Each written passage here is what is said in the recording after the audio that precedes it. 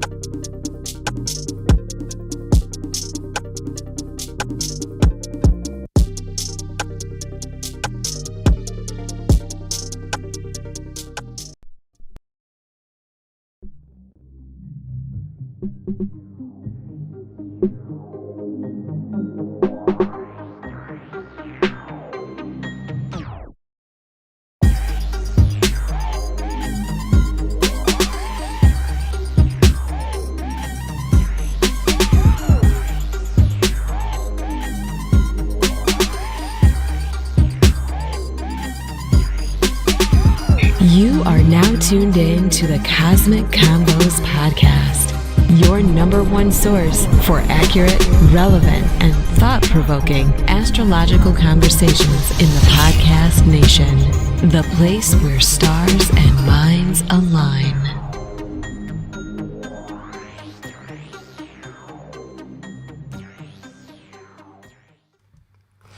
Peace. You are now tuned into the Cosmic Convos podcast.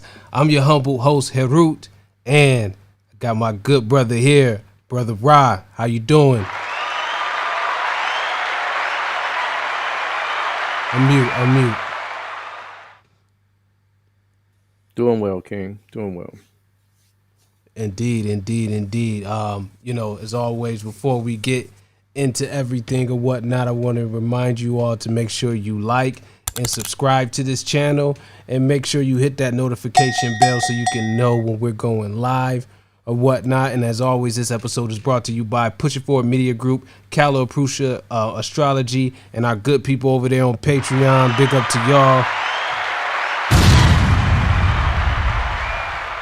Big up to y'all. You can find us on Instagram at PUSHITFWD. That's for the whole Push It Forward Podcast Network. And you can find this particular Instagram page for Cosmic Convos at COSMICCONVO on Instagram. There you can find a link tree. You can get to everything we got going on related to this podcast. Brother Ra, how can the people get a hold of you? Facebook, IG via Shekam Ra, or you can hit me up at caliprusiaastrology@gmail.com. Indeed. So, we're here, man. We're at season 4, episode 20, episode 95 overall. Getting real close to that 100 episode mark or whatnot. So we over here trucking along or whatnot, and man, we got another great show planned for y'all as well. If you haven't noticed, I've been reorganizing this YouTube channel a little bit, and this YouTube channel was going to transition to be dedicated totally for the Push It Forward Podcast Network. So big up for that. And we've been also, I've organized the page in a way to where you could get to some of this stuff a lot easier. So when you go on to this channel, you see there's a playlist for all of the mundane astrology shows. There's a playlist for all of the notable people shows, like the famous celebrities and different things like that. There's a playlist for, I forgot what's the other category as well that I put up there. And I'm going to break it out into more categories as well. So for some of you newcomers or some of you guys who caught on late, you can easily assess some of the different shows, the different categories of shows that you like to get to or whatnot. So definitely go check that out and be able to work with that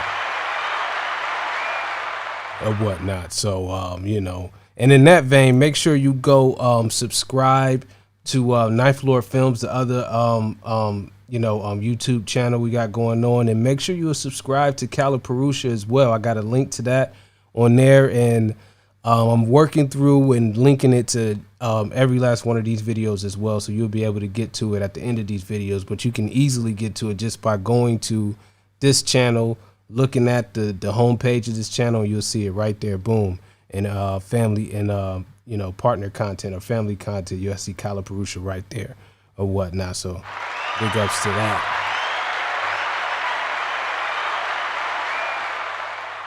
Or whatnot. So last episode got some got some interesting feedback. I was kind of surprised that kind of the take of a lot of our listeners and viewers took on this. What's the feedback you've been getting on that last episode, Ra? It was lit. Indeed, right?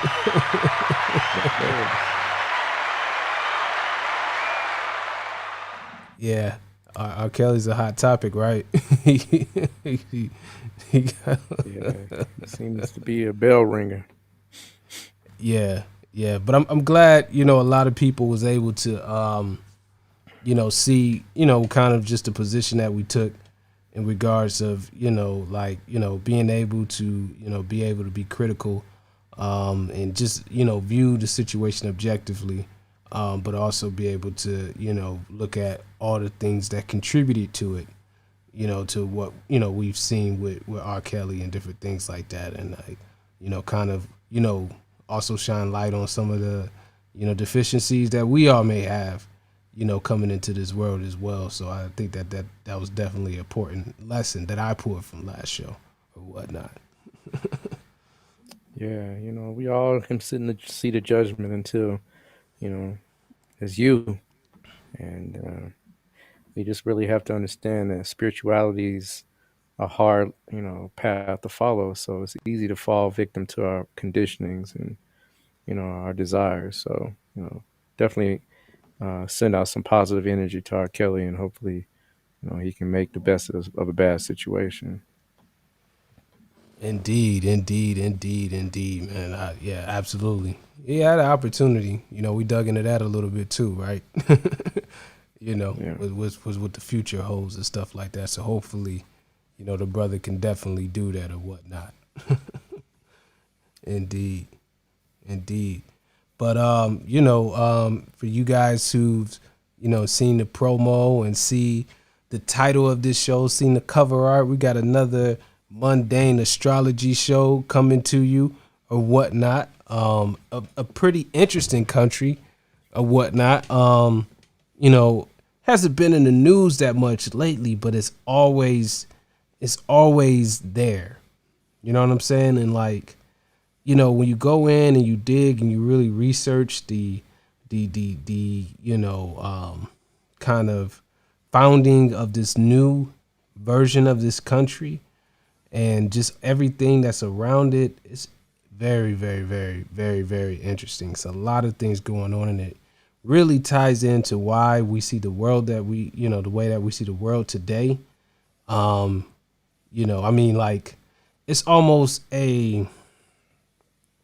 you can't even really, it's almost like a absolute, zero tolerance to even, making a critique on this particular country in the United States. And I think today, looking at this chart, going over some historical significators that, kind of show the evidence of what we see in the chart, you'll see why, this this country has this kind of, this kind of disposition or whatnot. And, without further ado, today we're going to talk about the good old country of Israel and whatnot. Okay. Indeed. You guys are tuned into a treat today. Indeed. Oh yeah. Oh yeah. Yeah. So it's interesting because I actually called it a state of Israel. Right. Which is odd, but makes sense given the context of the foundation of it and how it was started, because it is really more of a state than it is a country, but it is technically, of course, it has its own GDP, its own military and things like that. So, it is a country, but strangely enough, why would you put that in there? Why would you add that label, state, state of what? The United States, right? You have, what state are you? What country are you a state of? But Right. it definitely has a long history. Long history. When we choose these countries and the times that that we find, it's like Nigeria. I mean, like Ghana. Ghana's been there for quite a bit longer than 1950s. Considering. So, why this time? Why these specific dates? Because this is when there's a pivot. This is when there's a monumental change. This is when something has shifted, right, in the particular land, and has been more or less a rebirth of that particular area and people. And, it's very difficult, if not impossible, to find the actual original time of a country, except those that are Western oriented, like like America and United States of America and things like that. So Right. you Or, know or a country that was, like India, that's been, pretty you consistent know with astrology for right, right, thousands of years or and something like that. exactly, they have a chart. They actually have a They chart, have but multiple charts. they do, exactly. I was just about to say they have several charts that they've charted for themselves, just because of those new beginnings and endings. So, Right. we come up with these times. A lot of people think that, we're trying to lay into the fact that this is something that we're labeling something as ancient as it is. We're not saying this is an ancient purview. This is a modern understanding of the nation. Well, And the interesting thing about that, and tying into what we're talking about today, is that I mean, when we talk about Ghana, when we talk about Nigeria, when we talk about Liberia, I mean, it's kind of like a mutual acceptance of, the land, its borders, who we are, who dwells in it. I rarely come across a Ghanaian or a Nigerian that's, champion, the old, borders. You understand what I'm saying? The old, true. kind of tribal lands and different things like that. They pretty much bought in to the new established country. But with Israel, some have and some have not. Agreed. So it'll be interesting to dig into that today. Yes, for sure. So we have the time as May 14th, right? 1947, right? Or excuse me, 48. Right. You know, of course, Tel Aviv is the capital, right? But it starts off with a bang. And when I say a bang, I mean just that, right? A literal bang. As you can see, and it's interesting, we got another Libra ascendant here, don't we? We do. Right. In fact, we even have the same nakshatra that we discussed last week with Archery. Right. Right? So, but the thing about it is that, Shitra is a very technical nakshatra. It is extremely high strung around perfectionism and making sure things are specifically right. It's actually an extremely scientific nakshatra, if you will. Right. And one of the things we do is you begin to kind of try to lay a side by side to get a good picture of what the country kind of displays or holds. And actually, and I didn't know this, but researching it, Israel spends the highest portion of their GDP on scientific research in the world, right? Interestingly enough, right? They spend more than the United States spends on scientific research. Right? Yeah. Yeah. They spend a lot on they spend a lot on a lot of things, especially scientific research. I don't know if you was gonna go there, but military as well. Well, yeah, military is a given, right? But you would think, Israel associated with science. Well, actually, according to the data that's out there, it's compared to their research facilities and their research kind of mindset is compared to Silicon Valley, right? I believe it. Right. So that Shitra Nakshatra, which we mentioned, have you ever heard of Hephaestus, right, in the Greek um, pantheon, right? Is considered the same as Chavastar, as we talked about last week, which is that the inventor of the gods, right? It's the one Right. that kind of creates for the gods themselves, and so um, you know, it's interesting that Shitra is the nakshatra that is born under, so we can see kind of where that comes. And of course, Shitra is also ruled by Mars, which does have a very determined and driven kind of backdrop to it. So we can understand why they're so adamant about the way they do things, right? But thing is that it's not on the Virgo side, and there's some data out there that actually holds this particular country to be Virgo. It's not, right? Because as we've shown you time and time again through these shows, through these podcasts, you always see the beginnings based on the circumstances, right? Like with America, we talked about the law and the law of the land, and this is a nation of laws. We talked about Scorpio ascendant with the tumultuous transformation and right the intensity that the Ghanaians bring or have had in their past. So, this is no different in that the sign of Libra, right, is the sign of promises. Right. And if you ever know, if you have known about Jewish history and the Israel plight, they were promised a land, right? Right. We hear about the They call promised it land, the promised right? land. Yeah. Right. Well, promised land is not something that we get via our sojourn here in America because of our plight and what Martin Luther King proclaimed. Actually, the promised land is really it's it's bequeathed to the Jewish people, right? Right. And it's a promise, an old promise via their religious purviews and beliefs that the supreme being, God, Yahweh, or what have you, said that, look, this is your land. This one day you will have it. You will be able to reside there and move forward as a people. And so Libra is the sign of promises, bar none. The thing, though, is that it was created by a resolution, right?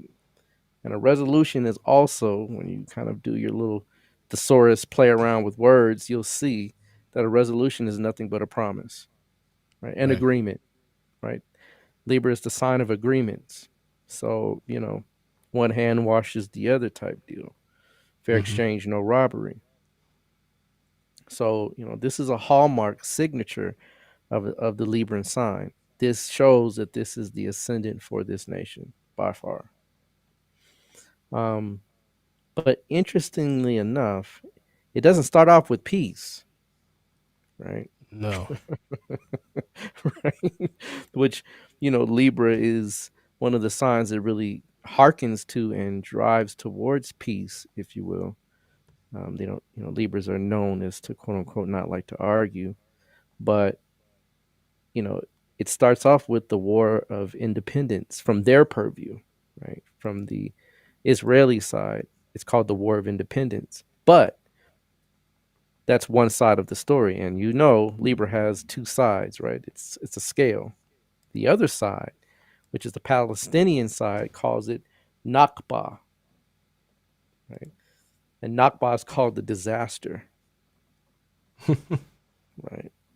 That's pretty interesting because when you look at this particular ascendant, you'll see something very key, very, very distinct. And it's interesting that again we have K2 in the ascendant. Same thing with R. Kelly. I mean, that's pretty interesting, I thought. But K2 is in the ascendant, right? Right. And K2 is really a planet that deals with catastrophes, with atrocities, with sudden, unexpected events. It's the planet of moksha, which is, what is quote unquote termed liberation. Moksha leads you to enlightenment, but that's only in the case of when you are ready to let go of the material world. In the material world is the very opposite or the antithesis of that. It is the planet that brings calamities, that brings destruction. And so, this beginning creates refugees. It destroys the majority of the Palestinians' urban areas. I mean, this is not something that just, was in there. They came in, they settled. Hey, how are you, neighbor? Hey, good to see you. Let's be buddies. It's No. not even close, right? There was an all-out war, right? And the thing is that this stems from another time and another process whereby the Jewish people were, persecuted via Germany, right? Because of that persecution, the UN sought a deal, right, Libra, Mhm. to establish this particular land, this portion of the land, as the new Jewish state.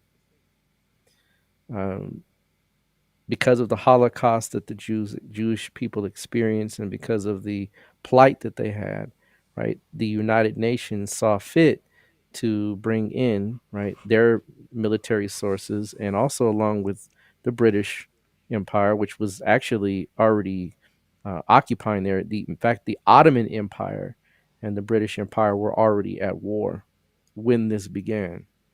So war had already been the precursor before this even took place. But um, when you understand K2, K2 is a entity or a planet that creates separation, just like, you know, in the story of Svrobanu, which is where Rahu and Ketu come from.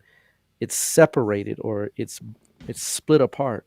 And so the people of that land, right, were literally removed and split, right, from their original territories.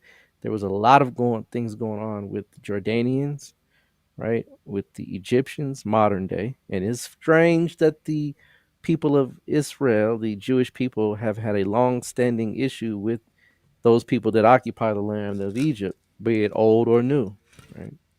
Right. But the Jordanians, the Egyptians, right, even some Syrians tried to assist the Palestinians in staving off this particular the birth of a new nation. But of course, as you can see, it didn't work, right? They failed. And um, interestingly enough, one of the things that goes along with this is that Ketu is in the nakshatra called Vishaka. It's at 20 degrees right there at the beginning. And Vishaka is connected to a couple of particular stories. One I've mentioned previously, which is Indra. But this actually also, there's another piece to Vishaka called Radha, which is the wife of Krishna. Now, Radha means, kind of means to devote or to sacrifice or something, or to really go after it with all your heart. Well, Radha, when she met Krishna, she was already with someone, right? She was already hooked up. When Krishna came around, and Krishna does mean black, right? She was smitten, so she was overwhelmed. She couldn't help herself. But it means seriously to be devoted, unequivocally so. Well, the people in that land, the Palestinians, right, were ultimately and completely devoted to their land. So for K2 to hit that particular nakshatra at the birth of this nation was literally like taking your head off, where you're literally left helpless, homeless, wandering, right? You become refugees. So, it's an interesting beginning to this. In that particular, the ascendant is always the beginning, the birth of something. So if you look at someone's chart, or you're looking at a chart, the ascendant is literally the circumstances of birth, Right. right? Many times we can see if it's cesarean, right? A cesarean birth many times would have K2 or Mars playing a significant role.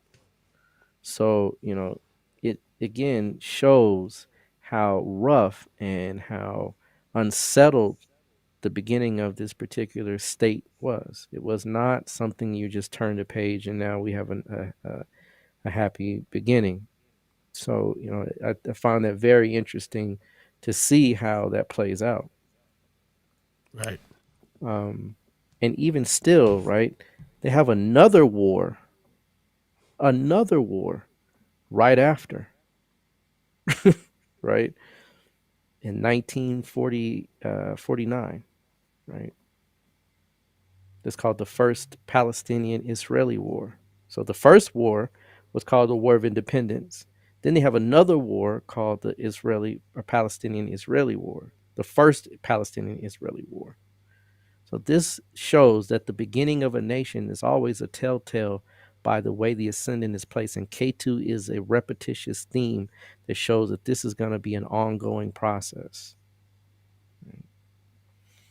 Um, the next thing that we want to really take a look at it, and it's a tell-all, is that the ascendant Lord, right, shows a great deal of the identity, or how a thing or a being or a person is going to identify themselves.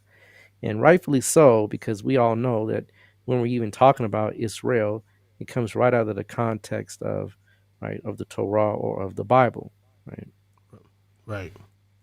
Um, that context leads directly to a religious identity, right? As we stated, this land was promised by God. Well, it befits this particular nation to have the ascendant Lord associated with or dealing with something that deals in the area of religion, and it is Venus is in the ninth house, right? Now, of course, a lot of people say, it's the promised land, and I mean, not the promised land, but it's a holy land, right? I beg to differ, but people have their opinions and they're entitled to them. But even still, the nation itself has carved out a niche in the world to say that, hey, we belong here. We have a right to be here because God said so. And here's the reality. You know, if you practice Islam or if you practice Judaism, right, or even Christianity, right, one of the three, you have to lend credence to what they say because you're using the same tenets and mindset that the book created in the first place. So, Islam is birthed from Ishmael, right, which is related to, right, Israel. So Israel and Ismail, they're kinfolk, right? So if you're using one particular purview, you kind of lend yourself into another. And that's why a lot of the shrines and the temples and such that are there, right, both people actually recognize as being valid and holy. Right. So the ascendant Lord being in that position still lends you as in your subconscious mind, despite whether you may disagree or not. If you're leaning into that religious purview, something in you still has the kind of thought process to say, you know what, their claim is legit, albeit the Palestinians really don't like to admit it subconsciously, but it's still there because Islam is their mainstay of the mainstay of their beliefs. So, you know, the other piece is that um, Israel is also known as a nation that really delves into kind of splitting or kind of having a dual sided rulership. Of Right. course, you have the state itself, the government, but there's also a religious side that has a major primary influence on how those particular statesmen run the country. So that Gemini is that aspect, having two sides, having two ways of doing things, but trying to use it as an identity piece or trying to use it as a way that we get things done. Right. Right. Um, and it just it's interesting when I saw Gemini as where the ascendant Lord is, you know, they'll say something, but you got to be really mindful of what they say because it's almost they'll say something without saying it. Right? It's very interesting that their rulership is almost, not want to say chosen, but their rulership is kind of comes from a perspective of because remember this is they do vote and things like that, but the majority of the country is 75% Jewish, right? So when you have when you go to synagogue, right, you're talking about who you're going to vote for. I mean, not in the sense of what they do on the Sabbath, but that's not the only day they participate in their temples, their synagogues. They literally live, right, this type of lifestyle daily. So when they're in their particular groups or in their settlements or in their conversations, right, in their religious kind of outlets, they're talking about who they're going to vote for. Trust me, right? It's not a separate conversation. One is on one side, the other, but they intertwine and they go back and forth. So Gemini has that back and forth type of energy.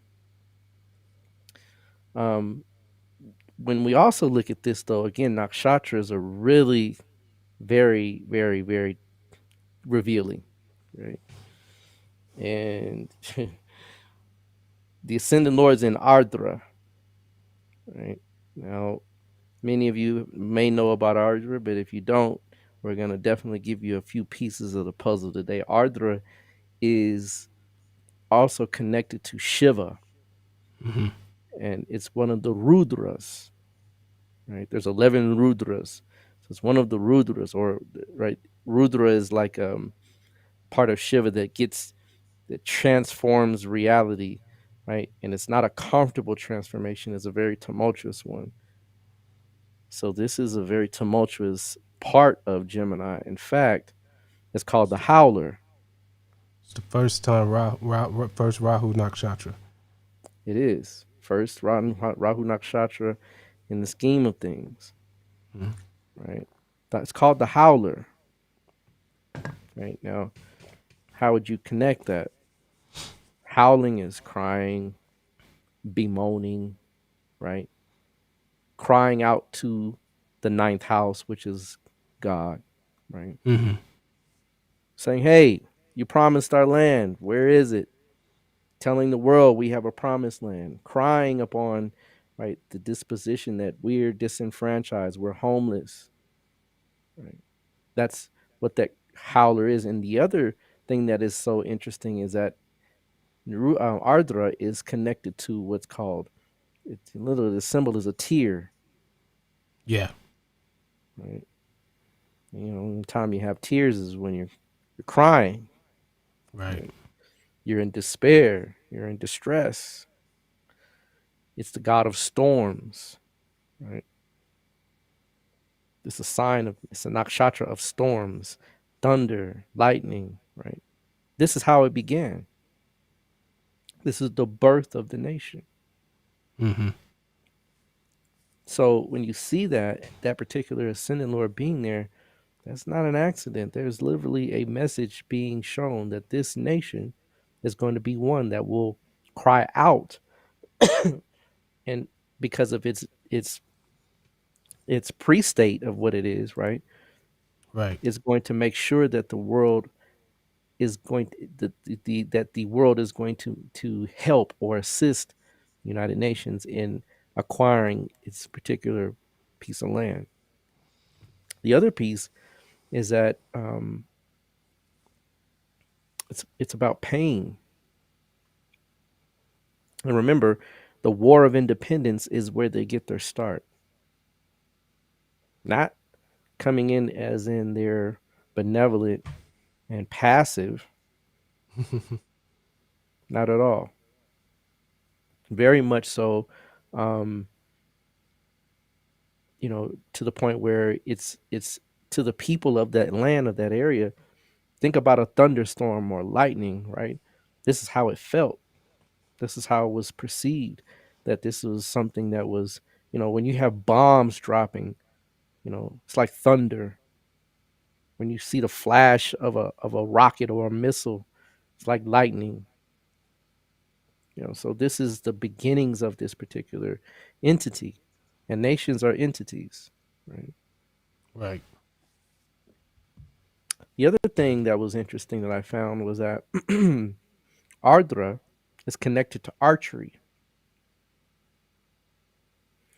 And modern day archery, right? Because, we don't have Archery. bows and things like that anymore. We do, but that's not the mainstay of what people or nations use to defend themselves.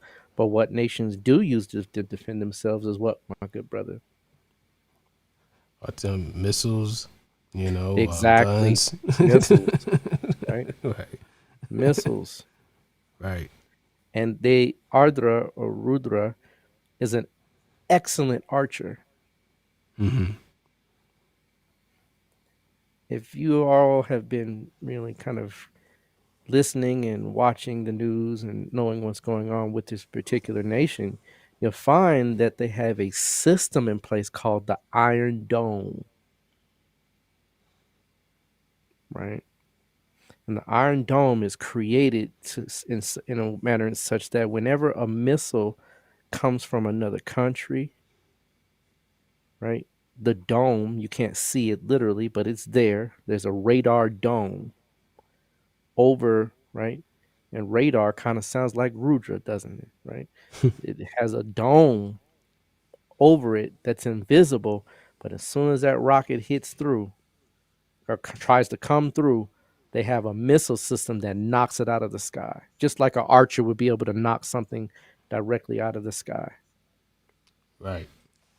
Right. So Ardra is befitting to that particular ascendant lord, especially in the ninth house, because the ninth house is also a house that talks about the sky, right? You ever talk about astrology, right? The 10th house, the ninth house, they're directly above you in the sky. So that radar, Rahu, is also radar, right? Literally, Rahu is radar when you look at astrology, right? It's a wave, right? Invisible energy that is put out, and it's boom, right? Feeling is a feedback system where it says, "Hey, something's there," right? And you can see it without actually physically seeing it. Right. So all of these things tie directly into, right, the ascendant and the ascendant lord and where it's placed. So, you know, there's just no doubt about it that this particular date, time, and place is what creates the nation of Israel, or the state of Israel. Now, the other thing is that because K2 is in the ascendant, right, they are considered detached. And you got to consider the circumstances of where they are. They are surrounded, right? They are a little small piece in a large network of people that, for all intents and purposes, given the first opportunity, would remove them. Right. Right. You go south, there's Egypt. Directly to the south. You go to the east, you have Jordan, you have the United Arab Emirates. They were also trying to help the Palestinians. Right. You go north, you have the Syrians. So they're landlocked. You go a little further northeast, you got Iran and Iraq. Right. So they're literally detached. They're cut off from the rest of the world that would be of aid or assistance, or even to be empathetic to them at all. So K2 in the ascendant creates this type of environment. Right. Their allies are all far, very, very far away from them. Very, very far away, right? K2 in the ascendant. K2 creates a detachment, a sense of loneliness, a sense of being out there on your own,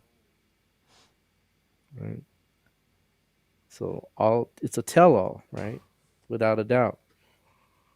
The other piece is that when you look at this, right, and we're going to get into the dashas here in a little bit, but before we do, I want you to see the way this particular chart is placed. Now, you know, when you look at it, and you'll see it out there, Virgo, it fits to some degree as an ascendant, but again, it doesn't hold the promise. It doesn't hold the resolution, the agreement that Libra holds. Libra holds strong. Interesting enough, from both ascendants, the first lord is in the ninth. Absolutely, it sure is. However, glad you mentioned that, because with Virgo ascendant, it would be that the ascendant lord, well, the ninth and the 10th lord would be exchanged. Right. So leadership and spirituality or religion would intertwine. Well, it really doesn't in this case, because their voting system is a system that votes. They literally cast ballots, the whole democratic process and the whole bit. So their leadership is their leadership. And in the 10th house, you'll see Sun, Moon, and Saturn. We'll talk about that in a minute. Right? Well, you know, like a nation, I guess that, I don't know. We have to look and see if we get a good time on them. But I know Iran, you know, they have a semi quote unquote kind of voting system, but they also have the the Supreme Ayatollah. Ayatollah. Yeah. You know what I'm saying? So they It have would that be as interesting to see what that looks like if we could get a good time on them, because their system is actually twofold. Yeah. right, And the Ayatollahs hold power over the governance. Right. right, They have the final word. right, Whereas within this system, there is the final word is with the vote of the people. right, Right. But the vote of the people, as I stated earlier, when you are in synagogue, of course, it's a sacrilege on a Sabbath to discuss, right, worldly affairs. But as soon as Sabbath is over, right, you're associating with the same people, right? And the synagogue is not just some place that you go once a week. It is some place that they frequent quite often. In fact, they even have a place called the Wailing Wall, right? If you've ever seen Jewish people, right. they have the curls and the phylacteries on their head, right? Phylactery is something that is used to kind of a spiritual tool that you use to try to harness or control certain spiritual energies to focus them, right? You'll see it's like a little black box in their head, or they have them on their arm, right? Mm-hmm. And you'll see them praying at the wall, right? Right, the wall of supposedly um, the temple of, right, one of the one of the temples that the last temple that they had that was built, right, in ancient times, right. But considering the Wailing Wall, right, the Wailing Wall is not just done on Sabbath, right, it's done throughout the whole week. And if you're there at the Wailing Wall and you're discussing politics, that's just the natural order of things, because you're trying to come to a consensus of what your neighbor or who your neighbor is going to vote for, and you go and cast your ballot. So it's an unspoken system, and it's not one that has a final word, but it is ruling or influencing the votes of the people. So that's the Ascendant Lord in the ninth house. Again, it would be interesting to see how Iran does it, because I would imagine their ninth house and 10th house have some strong interaction in some way. Yeah, Right. That is how it would be if this were Virgo ascendant. But because we have Libra ascendant, right? Look at where the Lord of the ninth house goes. It goes directly to the eighth. right. And where does the eighth Lord go? To the ninth. To the ninth, right. So we have what's called a classic Parvatana exchange, right? Where two lords are exchanging in each other's houses. The eighth house is the house of Other people, other people's money, right? But it's yeah, other also the people's money. house of tumultuous Transformation, transformation, right? right. It's the house of robbery. Also robbery. Oh, it is.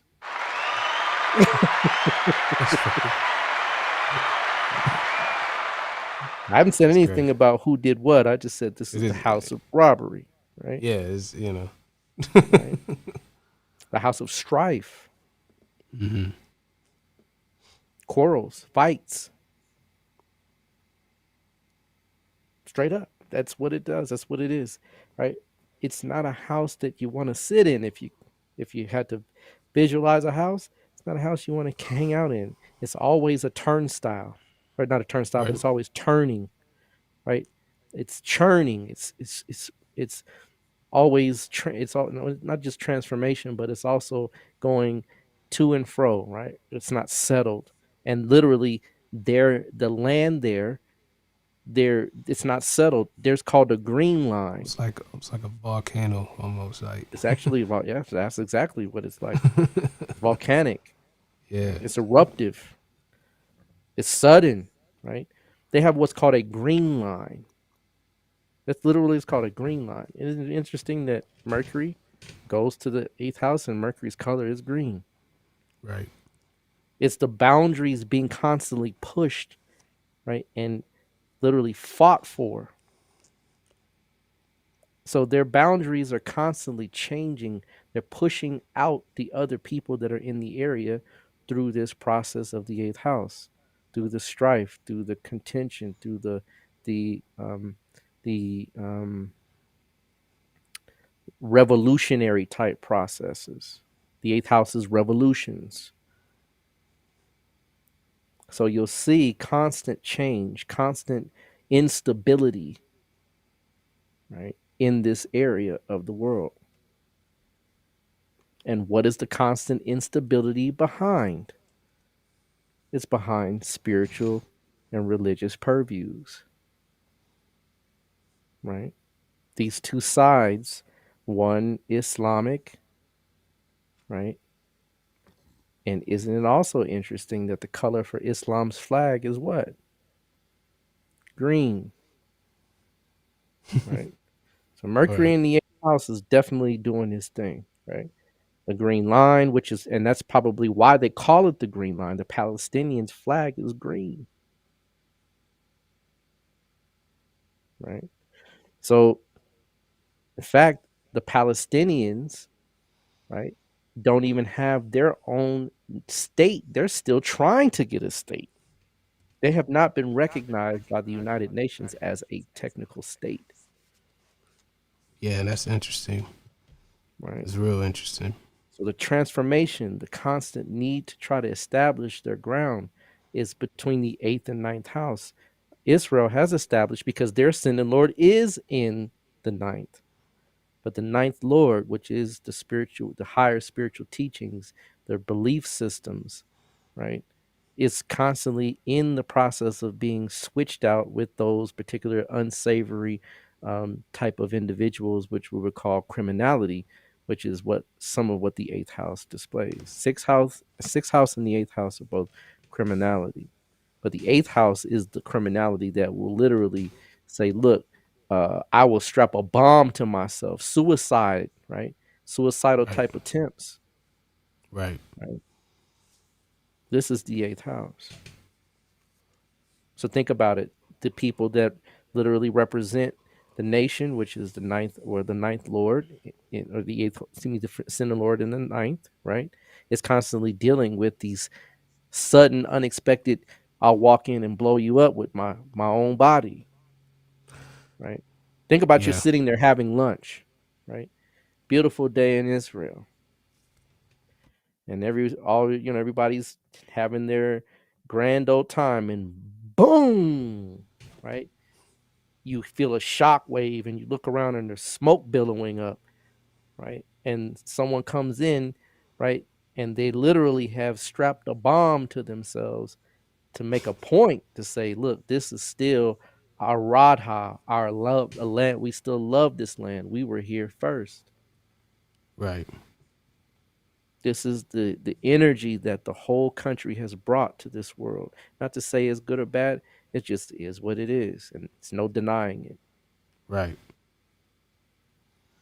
So, you know, it's just very interesting that this is the case, right?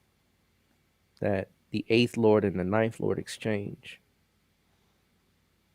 Now, the sun is there, and we'll talk about that in just a brief second, but just know, right, that the government, right, the government does have a a way to get back, right? 20% of the people that live in Israel are Palestinians. Well, let's say 16%, excuse me, right? So there are still Palestinians that live there. Remember, the green line is moving further and what? So every Further. time, no, this is history. Every Right. time this happens, the green line goes a little further. They push the envelope a little more. And then guess what happens? The next time the envelope is pushed, the Palestinians feel encroached upon. They feel disrespected, disgraced, which is the eighth house, right? They say, well, send another one in. And it's a back and forth, eighth and ninth house exchange, right? So keep in mind, right, this is how it's unfolding. And you can go back in history and see it repeating over and over and over again. That's why it continues, because you won't stop it, because it's embedded in the specific time that you created this particular nation. Now, the other thing is that when you look at the governance of this particular nation, right? The governance, 75% to 77% of the nation are Jewish by spiritual practice or purview.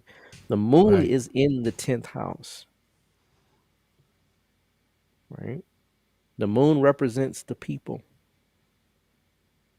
Right? The people have a strong investment in how this particular nation is run. It's in Pusha. Pusha is one of the signs that deals in traditionalism. Mm-hmm.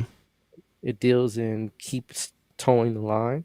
It's ruled by Saturn, right? You know, it's literally one of the most beneficial nakshatras of all 27 nakshatras. It's very beneficial. Very it's called also Tisha, right? Which is Sidya, Tisha, right? It's the teeth of the cow, Mm-hmm. right? So the people themselves, right, are very much vested. In fact, that's how they got the land in the first place, because the people called forth for this to happen.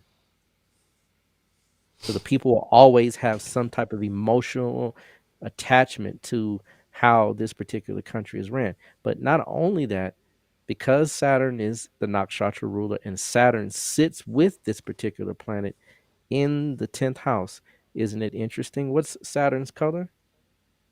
Blue. Like a indigo blue. Well, tech is indigo, but it's Yeah. also it's blue, right? Right. It's the only real blue color of all the planets, right? The only one that's blue. And what's the color of the moon? It could be white. It's white. Yeah. What color is their flag? Blue and white. It's in the sign of Cancer. How many legs does a crab have? 8. No. How many legs is good? 6. Yeah. What's on their flag? Oh, the 6-pointed star. Right. On the actually in the on the planet Saturn itself, the planet itself, right? When you look at the poles, especially the northern pole of Saturn, there's a hexagon that's formed on the pole. Mm-hmm. Saturn, the planet of law, right? What are the people? What is the driving force of the people? It's the Torah. Torah Mm-hmm. means the what? The The law, law, Hebrew law. Yeah. right? Conservative, disciplined, right? Their whole nation, the whole nation on Saturday, everything stops. Yeah, I know some. Just a quick aside. There's some Jewish restaurants around here. That they close by what, like Friday 3 night. p.m. on Friday. Friday, and they're I was a closed on Hebrew Saturday. Israelite for quite some time. And Friday Well, I night mean, is yeah. it. It's cut off. If you ain't got it done by Friday night, buddy, you got to wait till sundown Saturday, usually Sunday. Mm-hmm. So the whole nation is under the law. Right. Saturn in the 10th house. Moon in there with it. So the people follow it what? Wholeheartedly. Early. Yeah. This is how you begin this. This is again over and over and over again. This is who and what this nation is all about. Literally, the whole country eats kosher. Get a piece of pork and see, and what happens when you bring it into the nation. What they'll probably beat you down in the streets, right? Have some bacon sandwich. Right? Go see if you can find a bacon sandwich in the country. You can't find it. They don't sell pork, right? Which is kosher, right? The law states you cannot eat swine. Kosher is not just swine, but kosher is certain ingredients that you can't even include in the food. And what planet rules food? The moon, The moon. right? So again, right, going deeper into how this particular process, the governance itself follows the law, right? Unshakably so. Just like when we saw with Ghana, the 3 planets in the 4th. These 2 planets are in the 10th, but it aspects the 4th house. So And the 4th ruler is in the 10th. Yeah. It says they got the meat law 94 prohibits all imports of non-kosher meats into Israel. And then that's what I just said. Right. Right. See what I mean? They don't play. Imports, foreign substances, is the 12th house. Saturn aspects the 12th house from the 10th, restricting foreign substances. Right? Bar none, folks. This is what it is.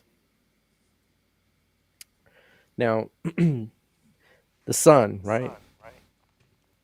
The ruler, the king, right? He rules the 11th house. The 11th house is the gains of a nation, right? It's the income. It's how they make the money. Well, it's in the 8th house of other people's money. Right. And other people's money, right? Did you know that the United States of America gives $3.8 annually, $3.8 billion annually, and has been doing so for the last, just as the most recent deal they struck in 2020. They were trying to get $5 billion annually, and the United States struck a deal for $3.8 billion. Prior to that, the 10 years prior, they were getting, I think, $2.8 billion.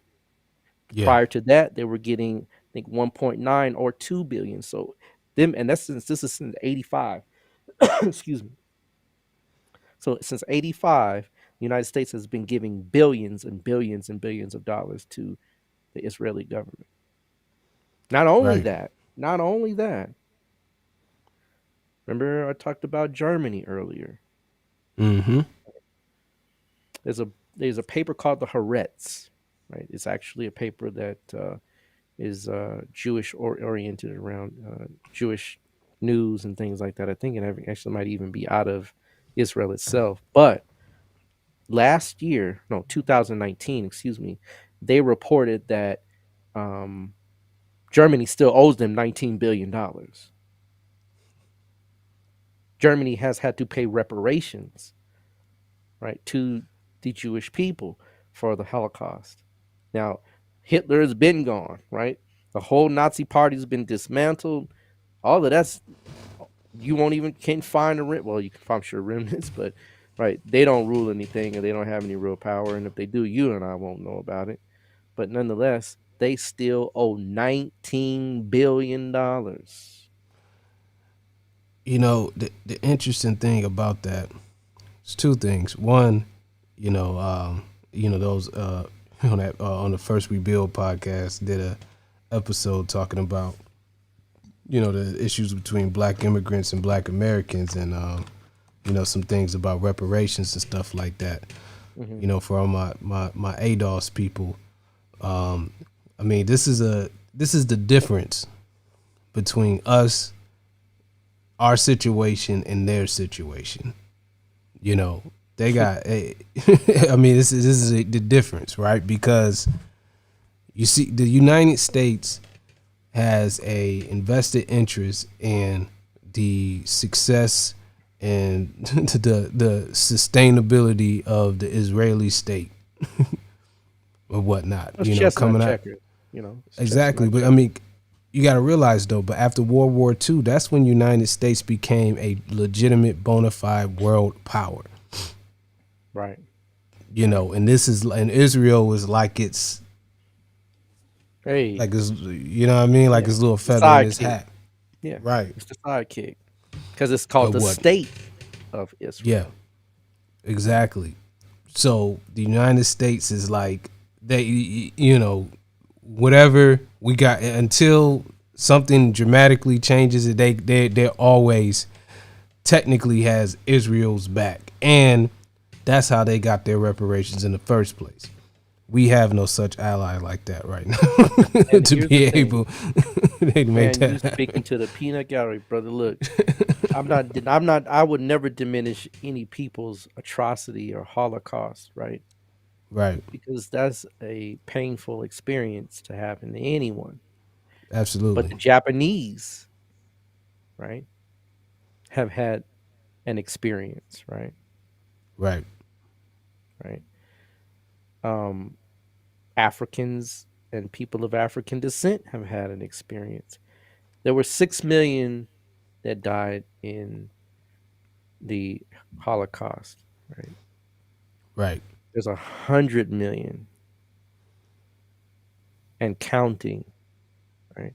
And when I say and counting, I'm talking about not just in the Middle Passage, not just in the sense of the slave trade, but during the particular Jim Crow era, during the particular Civil War, right? In the 40s, 50s, right? 30s, right? You can count the number of lynchings, the number of just the brutality that Africans have experienced in their diaspora, right? It's not a Holocaust, it's a Holocaust Mm-hmm. because we're still living in the aftermath and the effects of this with no conversation or consideration of being repaired, right? Not even remember, they have a state. We don't have a state. Right. Right? So, you mean it is definitely something to think about and ponder that this nation can pay $3.8 billion annually, right, to a nation that is overseas. Now, of course, it's strategic for them to have them there. It is a military advantage, right? Because of course, it makes sense. They're the one nation that actually has nuclear capabilities. Israel knocked out Iraq's um, nuclear reactor in the 80s. They had a nuclear reactor, right? Boom, not anymore, right? Right. Because they didn't want them to achieve the level of nuclear capability that they have. But they are the only nation, folks, that have that capability in the whole area. Probably for, I mean, considering all the nations of Africa and the Middle East, Publicly. publicly, right? There's some, suspicions for Right, some other nation. Iran and things like Iran that, and right? yeah. Right, but they stopped that too, right? Yeah.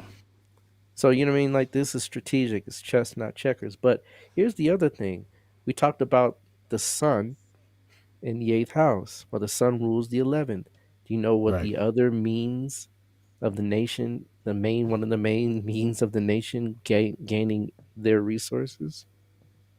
The eighth house is the house of taxes. They have one of the highest taxes in the world. At 10%, right? Well, when you're between a certain bracket, between when you make up to about $75,000, it's at 10%. And it continues to go on up. But America stops their tax level at 37% once you reach of between 100 to $200,000. It stops at 37. It doesn't go any further. Right? Israel says no. We need half of that. So if you make $1 million, they get $500,000.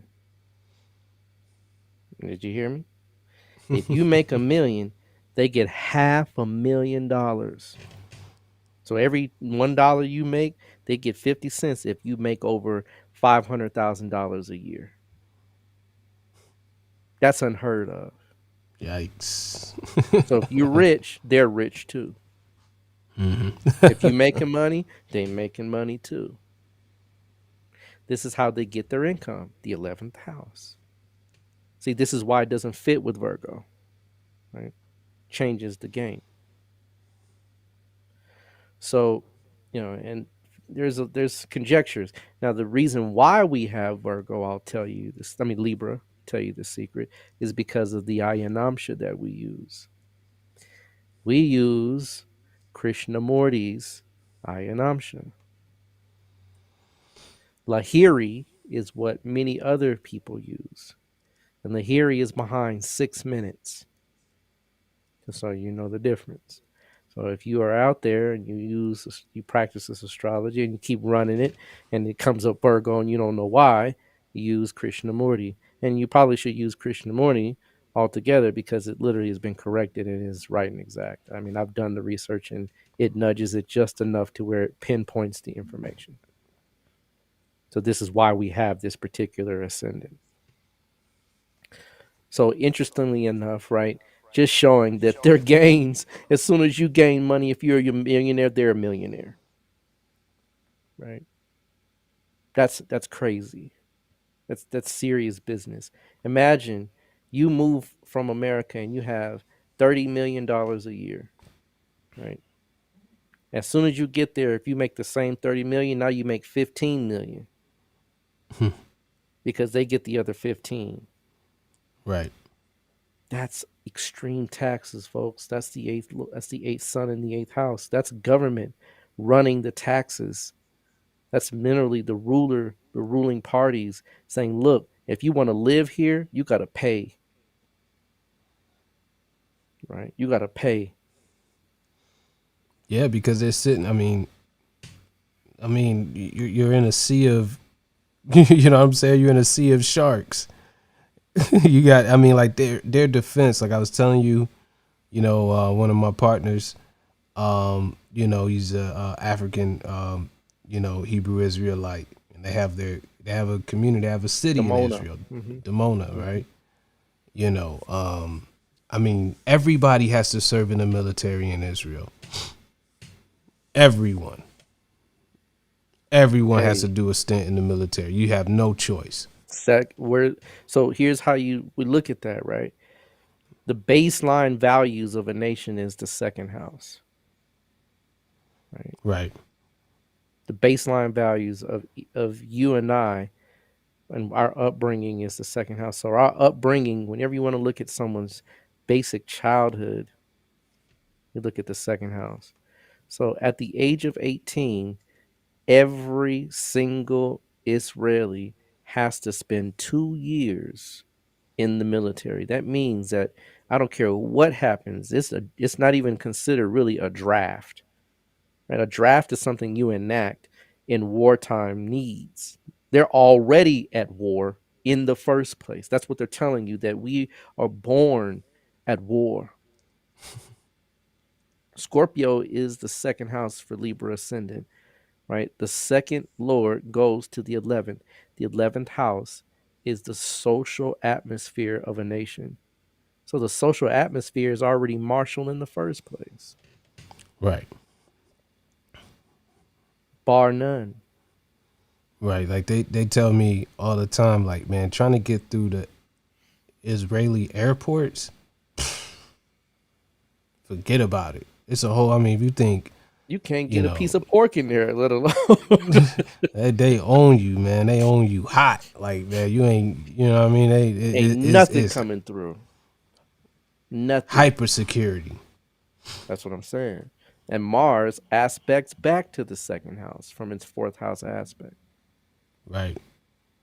So the values of the nation is military. Right. Mars is in Leo. Leo is the sign of what? Rulership. Yeah. The ruling parties. So, you know, it shows without a doubt. And not only that, right? The 11th Lord is in the sign back to the Nakshatras, Kritika. Right. Critical. Taxes are critical. Right? Don't move in here and think you're going to get off light. I mean, it goes up in increments, right? From there. America stops at 37%, folks. So if you rich, you get basically, you can round it out 35. So, right, you get 65 cents, they get 35 cents. You get to keep a little bit more than they have. No, they get half. It's critical. And critica means to cut. So literally they cut the money in half. Hmm. I mean, you know, Yeah, if you make over $649,560, it's 50%. 50%. Right. 500,000 is 47%. You might as well say 50%. 50%, right? That's what I said. Anytime it's over $500,000, we need that. Come off that. And that's not even including capital gains. Sales tax? But they don't tax inheritance. Right. Makes sense, right? Because the eighth Right. house. Other people's money. We won't tax that. But everything else, ante up. So this is how they gain, consistently gain. Remember, they spend the most on research. Research. Right? Science is literally has a lot to do with the eighth house. Digging deep, researching, going underneath, right? Pulling out secrets. This is who they are. Now, there's another piece to see in that Jupiter in the third, right? You know, Jupiter, me and my good brother was talking about it earlier. Jupiter in third house is very interesting. It really is. Right. You know, I've seen a lot of charts with Jupiter in the third, and it just has this kind of energy that produces a strong, yet I don't want to say subtle or soft, but you know, it's almost like preachy to some degree, but then they don't live up to the creed of what they preach in a way, right? And Jupiter being in the third, right? Considering, right, if you are the emissaries, right, or the representatives of, you're supposed to be the nation of God. That's what this is all about.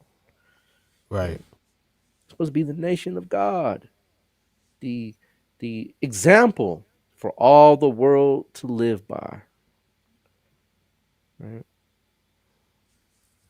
As what I've stated in the recent, right, tonight's show, you make the judgment, right? I'll let that Right. be up to you.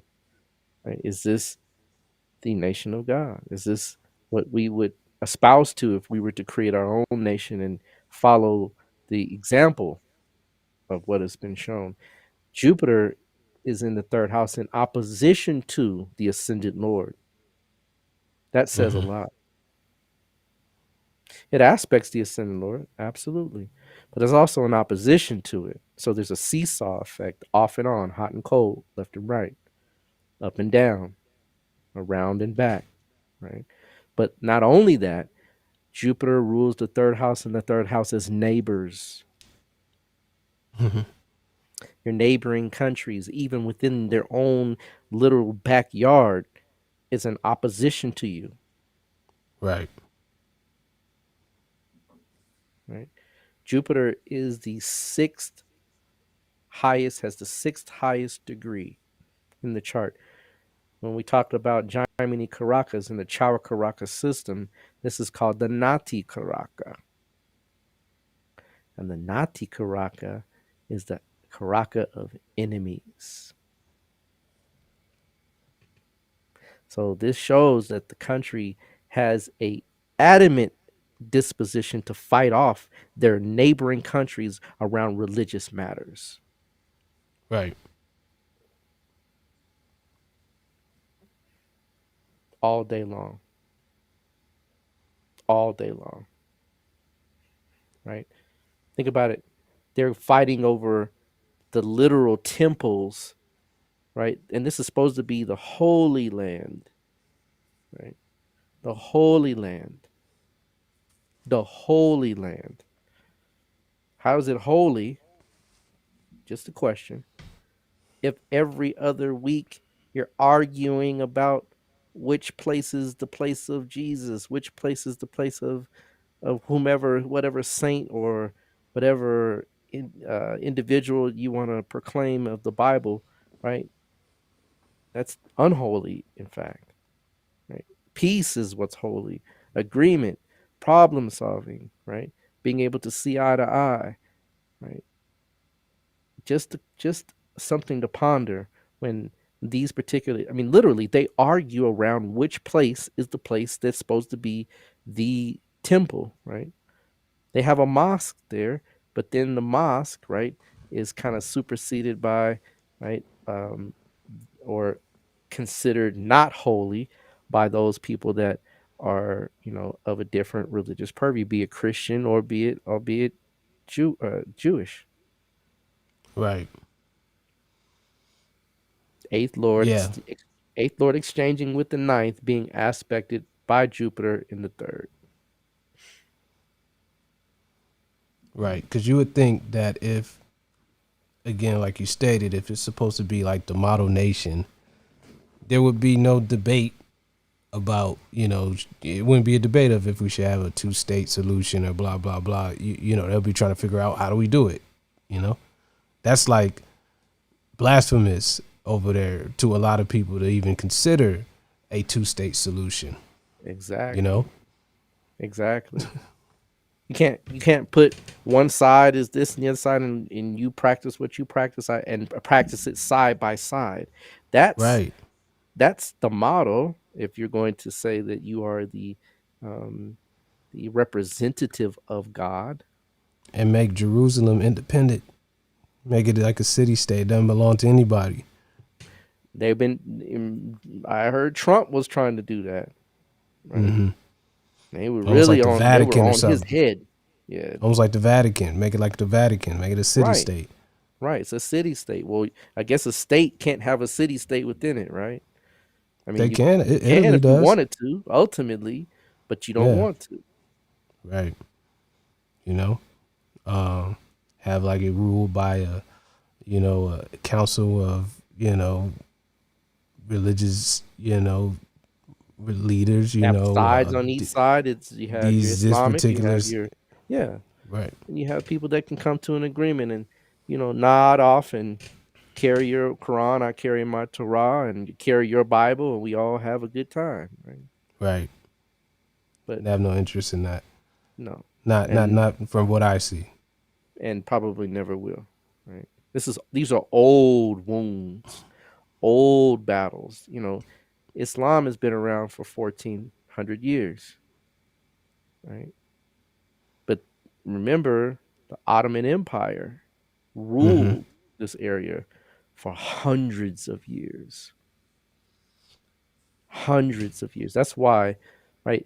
There was a migration of, right, of the Jewish people to this area, a migration, but it was a migration. So and think about it, the Palestinians allowed them there. Palestinians didn't keep them out, but this is also where the Crusades were done. This is where the Crusades happened, folks. I got a book that you guys should read. It's called The Crusades Through Arab Eyes. It's an interesting book. I bet that is very interesting. I have to check that one out. I got it over here somewhere. I have to check that one out. This is where Yes. this is where the Crusades were, 1500s. Right? What were the Crusades about? The Knights Templar going in and taking a lot of the artifacts and taking a lot of the land and try to claim it for Christian or for the Christian religion, for Christianity. So this has always been a land of fighting. It's never been a land of just complete and utter peace. That's why I question, and I'll ask you the question, is this truly the Holy Land? Right? Because the Holy Land at some point should bring peace. And I would be interested, it would be interesting to see, because, we have what are called ley lines. And I would be interested to see if there's some specific type of energies that are running through that particular part of the world. I mean, originally this was really old. I mean, this is where Megiddo is, folks. If you've ever heard of Megiddo, this is where you get the word Armageddon. Megiddo is in this area, right? Megiddo was fought by whom, right? The ancient Cometians right? And in the Philistines, or but the Philistines, right? Mm-hmm. Again, this is everything in this area has been always tumultuous. Before that, it was the Canaanites that were there. Right? Canaanites had a relationship with the ancient Egyptians, but there was always kind of a love-hate relationship between the Canaanites and the ancient Egyptians. So again, and remember, in the book itself, it tells that the Israelites, or the Hebrews at the time, right, because they weren't Israelites yet. So, I mean, if you go back in time and just study a little bit, you begin to see that there's some unholiness about this holy land. Yeah. Yeah. Um, you know, getting deeper into this, right? We look at the Dasha periods, right? And we'll dive into these before we go, just to kind of get a good idea about what this looks like here. When it starts off, right, we're directly in a Saturn Dasha, right? We're in a Saturn Dasha. Saturn Right now. is no, as it Rahu. starts, right? Oh, yeah, they're talking about as it starts. Yeah, yeah, yeah, Yeah, as it starts, right? It's in a Saturn Dasha. Saturn is not a comfortable jump off. Even even though Saturn is one of the better planets for this particular ascendant, it's still not placed in an ideal situation. It's in the nakshatra of Ashlesha. yeah. Mm-hmm. Ashlesha is ruled by what is called Shesha, right? Or the serpent, or Sarpa. Sarpa is another term for it, right? It's literally not the type of serpent that we think about with a cobra, not that type, but the type of where we talk about a boa constrictor or a python, right? One that wraps around, right, and squeezes and holds, and it's called the clinging energy. That's one of the energies that is the shaktis that is produced by, right, Ashlesha. It's called the clinging energy, that which clings to something, holds on to it with an iron grip, right? Doesn't want to let go. Relentless energy, right? Energy that is serpentine like, that literally is cunning, right? That is manipulative. And where is the Lord of Ashlesha or Shesha? It's in the 8th Yeah, house. house. The Lord of the Nakshatra, right? The sub Lord tells a lot, just like the Lord of the sign, so does the Lord of the Nakshatra. And the Lord of the Nakshatra is in the 8th house of tumultuous and sudden unexpected energy. So the jump off has this backdrop to it, right? Remember, I said, right? I mean, here's the thing. If you want to go to war, guess what? One of the best nakshatras to choose is Ashlesha. It's sharp. It's called a Tikshna nakshatra. It's sharp, right? Right. I mean, when I was like this, that's crazy, right? It's a sharp It's like nakshatra. It's intense. the claws of the crab. It is, right? It's the grip The of the grip. crab, of that crab, right? And some crabs have you know, there's a crab that can actually hunt birds. It's called a coconut crab. Mm-hmm. They're huge. They're massive. You can't eat them either, right? I mean, if you try to eat this crab, it's not going to taste too well, right? These crabs climb trees with their claws. They drop the coconuts down so they crack open, and they have long been seen to grab birds and eat birds. That's the kind of claw power, the pinching power, the clenching power that we're talking about. So think about the people at that time that were in that land. They were clawing and holding on with dear life. And so were the Israelis, where they were clawing and trying to come in and hold on to the land that they proclaimed. So this war of independence, right? The Nukba was set afoot, and a lot of calamities, right? Atrocities were generated through this particular birth. right? The other thing is that shortly after, right, the first Israeli Palestinian Israeli war is created in 1948 to 1949, and that's when we have a Saturn Mars dasha, right? Saturn Mars dasha, right? See there, 1948 to 19 Saturn Mars is right there in 1949. 1948 is right before it. That's the moon. So moon goes into Mars, right? Moon is with Saturn.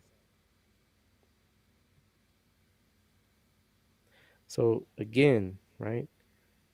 Understanding how this works, that war was the first jump, not the first war, but the first war where these two sides said, look, that's it, right? You taking your green line is keeps on coming. We're losing land. By the time we get done with us, we're gonna be somewhere else. So we gotta fight for what we know. So we gotta hold on, right, to what it is that we have. And Mars rules the seventh house, rules the second house of values, but also rules the seventh house. And the seventh house is also a house of opposition. Some even say the seventh house is a house of war. That's why the old saying, yes, it's a house of marriage, but what's the saying? There's a It's thin a line thin between, line between love and hate, love and war. because the person that you love is also the person that you end up hating, provided that relationship falls apart. So you go to war. They even have a movie called War of the Roses, right? Where the Hmm. two people were going and they were trying to kill each other, right? Right. Now this is an old adage, right? But nonetheless, this is true, right? Mars, right, rules the seventh house. The seventh house is a house of death. Most people think the eighth house is a house of death. The eighth house is a house of death-like circumstances, but not the actual house of death in its and of itself. It's the seventh house that takes you out. So literally, this is a time of war. After that, after this, right? If you right move forward a little, if you go to 1967, right? This is what's called the 6-Day War. And this is literally the war that shifted. This is the war that settled and set up Israel as we know it today. This is the borders that were formed during this time. And if you look, 1965, right, is Mercury Rahu. If you open it up, you'll have a Mercury, should be Mercury Rahu Venus. Yeah. What did we say earlier? Where is this? Where is the ascendant Lord? In It's the in in the the ninth, ninth. and Hmm. then the ninth Lord is in the eighth, and then you Right. have Rahu in the middle, and Rahu is Hmm. in the seventh house. Right. Boom, boom, Rahu boom. is ruled by Mars. So Hmm. then you have a continuous interaction and switching. And now the hands, now they really do, things are switched, things fold over into the hands of the Israelis at this time, right? This time, another, again, all parties being Egypt, Jordanians, the Syrians, United Arab Emirates, again, come in and get their butts whooped. I mean, I had to say it like that, but that's what happened. The Israeli army is no joke, right?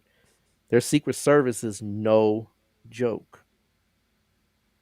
They have a serious secret service. I'm trying. I can't remember the guy's name, but there's a guy I can't remember his name, but he was notorious, man. Um, Member of the I can't remember the name of the this. secret service. They have their secret service is like the CIA, the KGB, right? Oh yeah. They have spies within spies within spies. And guess where does the Lord that rules the night, the ascendant Lord go to the house of spies. The sun is in the eighth house of what? Spies. Spies. Right. Mercury's kind of is.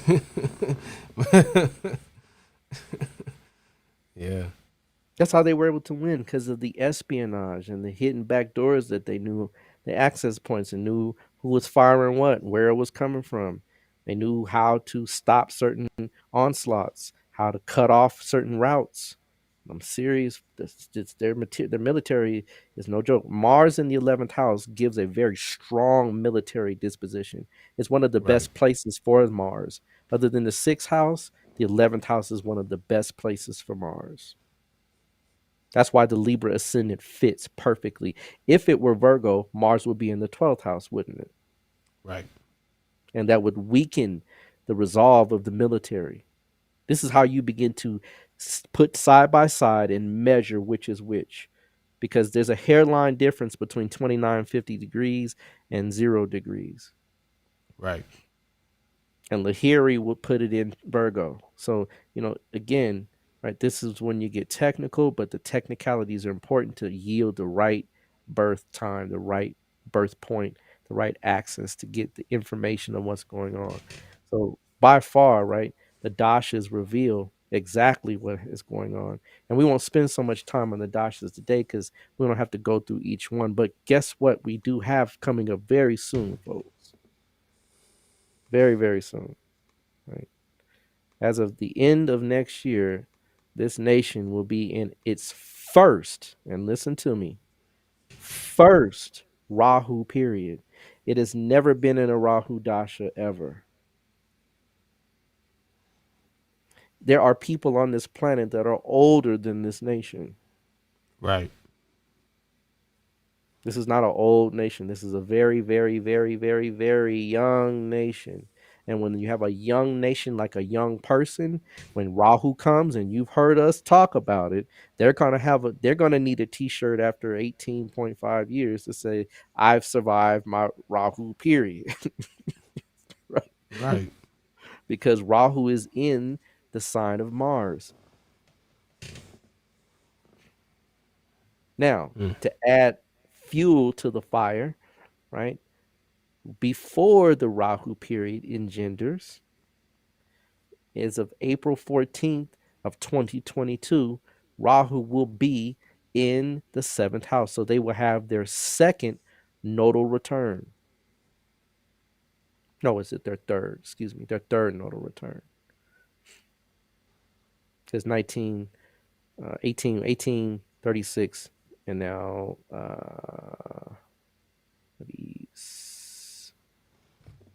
so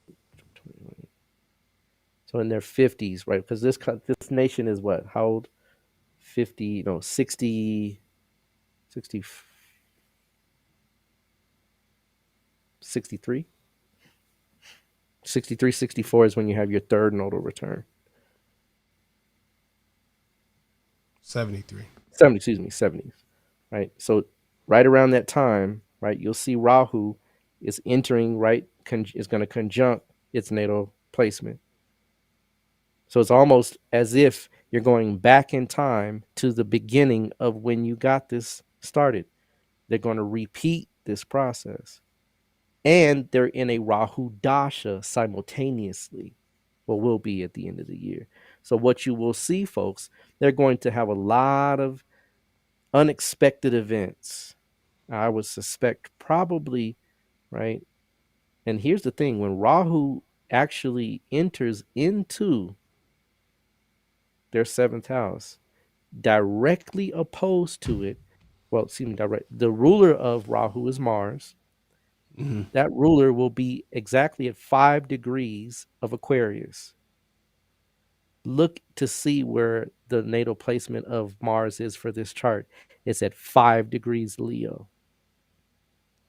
So the Mars planetary alignments are in direct opposition when Rahu enters its natal placement. That is a very unsavory placement, and Mars is in an enemy sign. Not a Right. good start.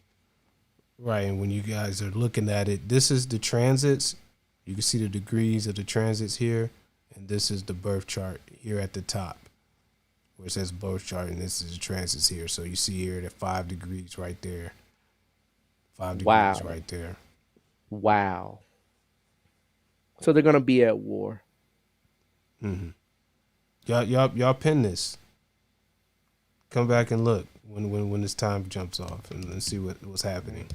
Pay It attention won't to the happen that news. day, right? But just know there's gonna be a major fallout, and I would imagine it's probably gonna be not with the Palestinians. Palestinians are pretty much under control for the most part. I would say with another nation in that area. I don't know who, but if I were a betting man, I'd probably say Iran. Yeah, I mean, if all it takes is, Iran get with China, get Doesn't with take much. Russia, then they come together and say, okay, this is tactic 1. Iran, go mess with Israel. They've already had some skirmishes, and they've had to use that Iron Dome in the last couple of years from some missiles that were fired. I think they were from Palestine, but I think some of them also might have been from Iran, if I'm not wrong. Right. So that's World War III right there. If just the alliance of that alone, Russia, China, boom, boom, boom. North Korea is already with China. Iran. No one likes Israel in that area. Not to say no one likes Israel. I'm talking about in that area. They're not high on the list. And No. so you got to consider Mars in opposition that rules Rahu to Mars as a natal in the natal. And Mars is going to aspect the 12th house, which is espionage. Also, it's spies, hidden enemies. Mm-hmm. Right? It's going to aspect the what house? The 8th house, which is where Mercury and the Sun is. I'm just saying, folks, right? This is going to be an interesting Rahu ride for them. Right. So, the Dasha, right, alone, just with Rahu itself, holds a very potent, unsavory energy. Not let alone it's ruled by Mars, and then Mars creates this opposition when it's in nodal return. So, take notes, folks, right? I think we've done Israel, right, a decent job. Right? There's another interesting thing too. If the time of this person that we have is accurate, Hitler's a Libra ascendant as well. Yes, sir, he is. Yes, sir, he is. With 4 planets in Libra. 4 planets in Aries, right? Sun, Mars, Mercury, and Venus. Right. And guess where Jupiter is in the what? It's in the 3rd, right? Again. That's interesting, right? Isn't it though? Isn't it though? That is very interesting, right? I believe K2 is in the 3rd with Hitler's chart, with K2 with Jupiter, and Rahu is in the 9th. So if you look at these two comparably, so it's interesting, right? Almost like takes away from his power and funnels it right into a whole nother apparatus. He has Saturn in the 10th as well. Mm-hmm. Sure does. And Ashleisha. Yep. So almost, you know what I mean? Like, not to say in a way, but in a way, right? Take some of that power. Remember, I told you Germany still owes them $19 billion. Both Chitra, Nakshatra, Ascendant. Yeah. Yeah. Amazing. Amazing you Very brought that up. interesting. Very, very interesting. Very interesting. So, if you plan on traveling over there during these times, you might want to just make sure you consult an astrologer, right? Or consult a divine oracle so that you can navigate, these waters when you venture your way over there, because it may not be the best time to do so. Indeed. So, yeah, folks, that's episode 20 or whatnot, Man, we almost went 2 hours. It didn't even feel like it. I don't know if it felt like it to y'all, but it It's didn't even feel amazing like how it time because flies, isn't it? yeah, because there's so much stuff to unfold. You know, when you're going through these charts, and there's much more there that that's not even covered and stuff like that. So yeah, it's definitely interesting. Israel, Israel, Sure. We didn't Israel. even touch on Pluto being in that 10th house with the Moon and Saturn, right? Exactly. Which Neptune being in the 12th house, which will be activated when that Mars hits in the 5th house by aspect. You know what I mean? There's a lot that, Ascendant Lord conjunct Uranus, which is also scientific in its disposition as well. So, I mean, yeah, we didn't even we just got into the tip of the iceberg, folks, definitely. Indeed, indeed, indeed. But as usual, this episode is brought to you by Pushing Forward Media Group, Calaprucia Astrology, and our good people over there on Patreon. Big up to y'all. Just a couple quick announcements. Again, be looking out for the new film we're gonna drop pretty soon. I come with a date. We're still in production, so we'll I think that won't be able to crank out within the next maybe less than a month or so. So be on the tune for that. Also, like I said, I've been trying to find a new distributor for the merch. I think I might have found it. So this is the Gentle Hand hat or whatnot. This will be for sale real soon. I have the Gentle shirts as well. This is a shirt as well. I don't know if I'm gonna put it on sale. If you want one, just let me know or whatnot. You'll see it on the website, or you'll be able to purchase it on Instagram and stuff like that. Rod, you got your merch and everything locked in too, right? Yeah, grab it, grab it, grab it. They're going. Yeah, They're going, right? So grab them while you indeed. can. Calipurusha or whatnot, Indeed. So be stay tuned for that or whatnot. I got other colors and stuff like that. So we'll put that there so you guys can get locked in with that. Rod, you got anything else you want to say to the people before we close No, this thing all the way out? no, sir. Just been another great episode. Appreciate everybody tuning in, and definitely, share the video if you like it. Definitely comment, give us a thumbs up. Keep the energy going, and help us grow the platform. Indeed, indeed, indeed. So with that being said, thank you all for tuning in. It's another great episode. We'll be back next week around the same time, same place. Another dope episode. We're out. Peace. Peace.